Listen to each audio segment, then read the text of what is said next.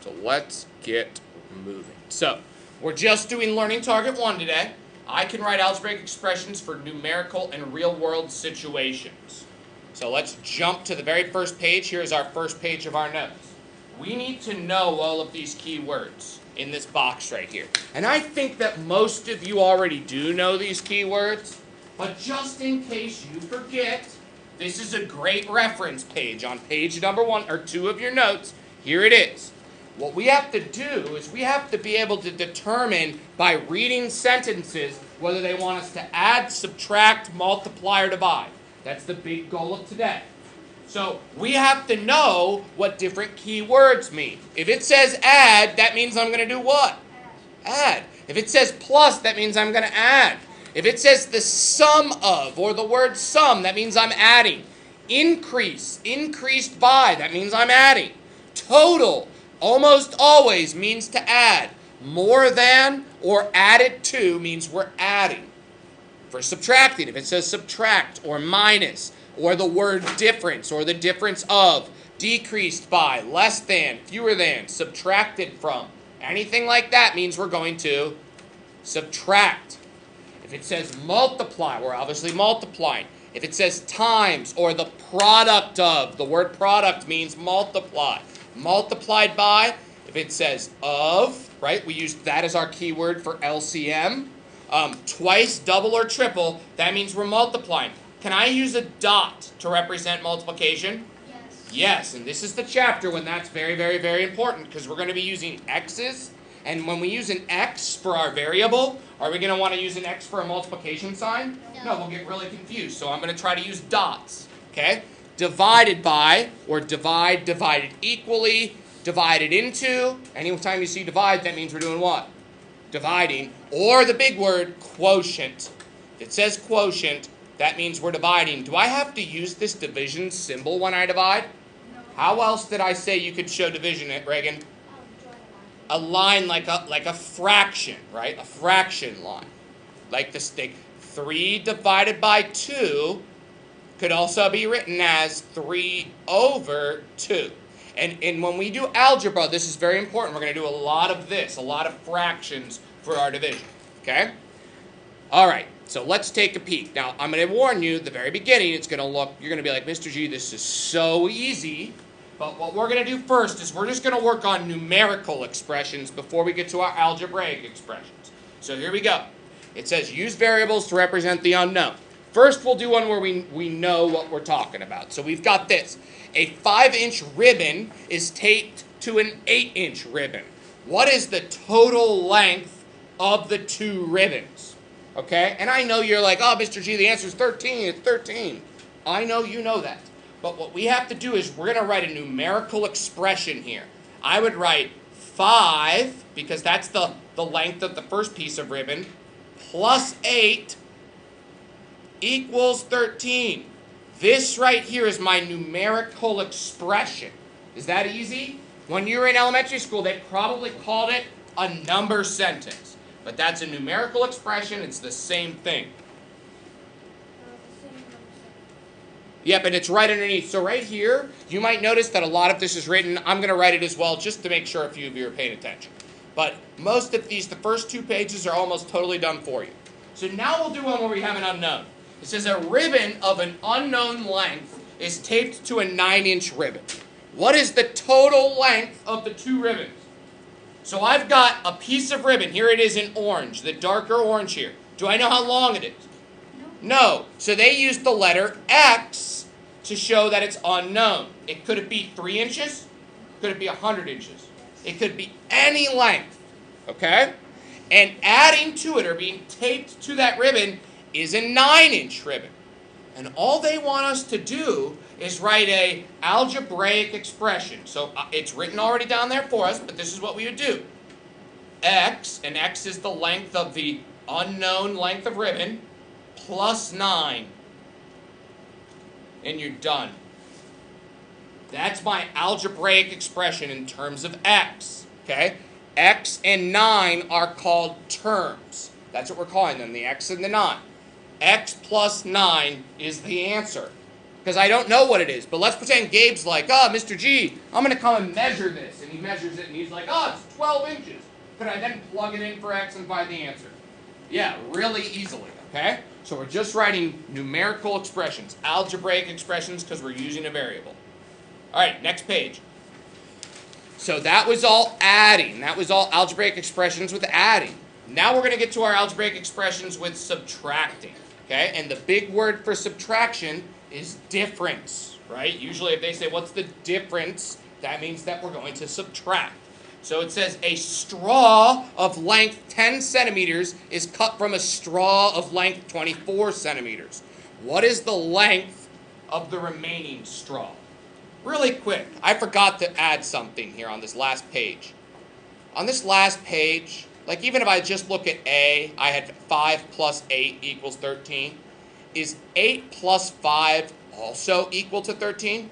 Yeah. Does it matter the order in which I write those two numbers? No. But now I'm going to think about subtracting. Keep that in mind when we do this next one.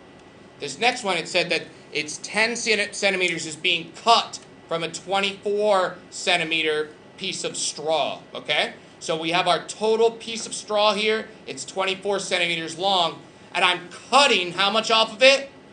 10 centimeters. So if I wrote this as a numerical expression, I would have to write 24 minus 10. And I know that equals 14. That's awesome.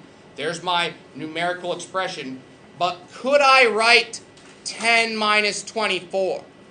Would that make sense?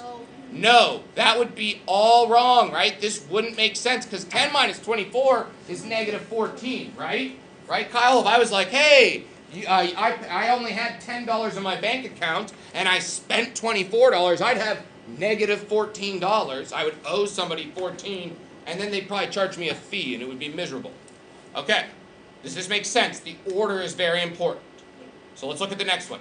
A straw of length 6 centimeters is cut from a straw of length y centimeters. So we have this whole piece right here, and it's y centimeters long. Do I know how long it is, Noah? Could it be like 50 centimeters long? It could be 3 centimeters long too, right? Well, I have no idea what it is. It could be anything. But I'm going to cut off of it 6 centimeters, right? So it's probably greater than 3 if we're cutting away 6. So all I need to do is I take y, this was the length of the original piece of straw, and I'm cutting how much off of it?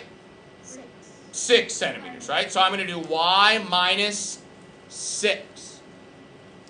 And that's it. There's my algebraic expression. Y minus 6. That's all I have to write. The length of the remaining straw is y minus 6 centimeters, right? Or you could say y minus 6, that's the algebraic expression. This guy right here with the glasses is saying, you could say that y minus 6 means 6 less than y. Because if like Mary went up here and measured this whole length and she was like, oh, it's 24 centimeters, you could come in here, plug it in for y, and take 6 away. Does this sound easy so far? Yeah. Okay, so let's do a little bit of practice. Next page. Very top. There's only a few. Okay? 3, actually. Let's do number 1. The sum of x and 10. Am I solving anything? No calculating, right? I said we're not doing a lot of calculating. It's x plus 10. How do I need to do plus? What word tells me to do plus? Manraj. Sum. It says sum, S-U-M, right? Not S-O-M-E, S-U-M. That means plus. Hey, is it any different?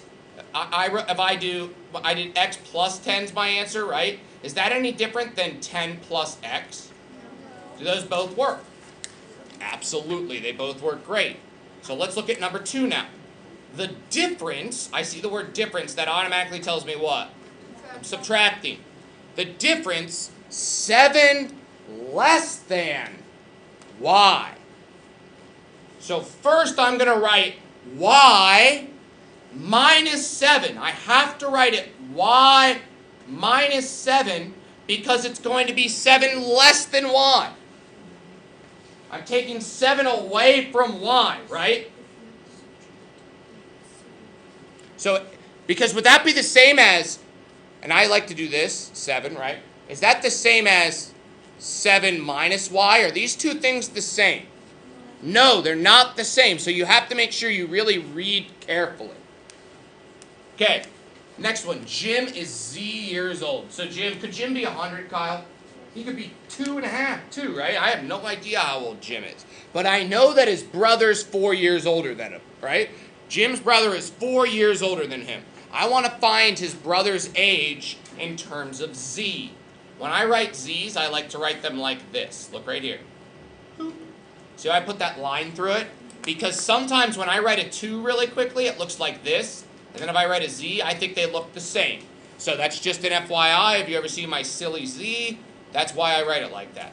So I've got Z, which is going to be how old Jim is. I don't know how old he is, but I know that his brother's 4 years older. So I want to do what? Plus 4. Could I also write 4 plus Z? Yeah, technically that would be correct. It wouldn't be wrong. But this would be the best way, Z plus 4. Because if all of a sudden we figured out, oh, Jim's 15, then I would know that his brother's, 19, right? Or if they're like, oh, Jim's 20, then I would know his brother is 24. He will always be 4 years older.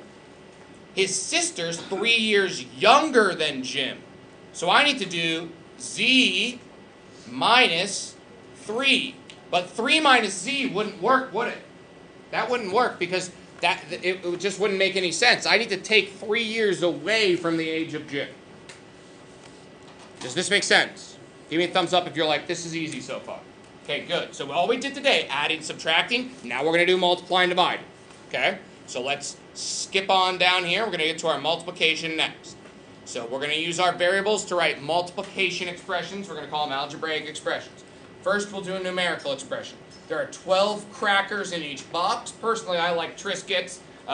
Wheat thins are pretty good too, though. I don't know. It's really a personal preference, I guess. How many crackers are there in 2 boxes? Well, if there's 12 crackers in 1 box, and I have 2 boxes, I'm going to just do 2 times 12. Right? I know that equals what, 24? Is that the same thing as 12 times 2? So, when we multiply, does it matter what order I put the numbers in? No, doesn't make a difference, doesn't matter at all. That was really easy. Let's go on to part B.